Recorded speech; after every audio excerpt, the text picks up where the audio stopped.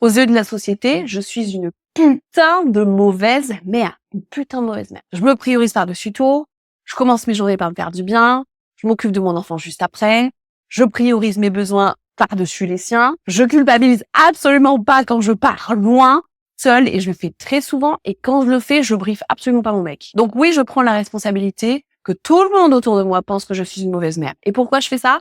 Parce que je sais ce dont j'ai besoin pour aller bien. Et que si je vais bien, mon enfant ira bien derrière. C'est la clé qu'il faut comprendre. Ça n'est pas égoïste. C'est en fait altruiste de penser à soi en tant que maman. C'est très, très important. C'est la base de tout. Si tu vas bien, ton enfant ira bien. Si tu as plein d'émotions dégueulasses, tu vas lui transmettre directement. Il saura même pas les gérer. Ça va être un carnage. Ton enfant apprend de toi. Il apprend de ce que tu fais. Il apprend de ce que tu vis. Il apprend de ce que tu montres comme exemple. Donc, si tu lui montres un exemple dégueulasse de je subis ma life, c'est exactement ce qu'il va avoir.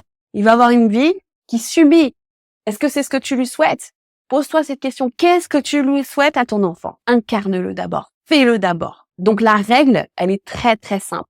Tout ce que tu souhaites à ton enfant, tu dois le faire d'abord pour toi. Et si tu sais pas par où commencer, j'ai prévu le programme clé en main pour te remettre d'aplomb, réaligner ta vie avec ce que tu veux et rayonner de bonheur pour que tu sois le meilleur exemple pour tes enfants. Alors DM-moi Go Programme et je t'envoie toutes les infos.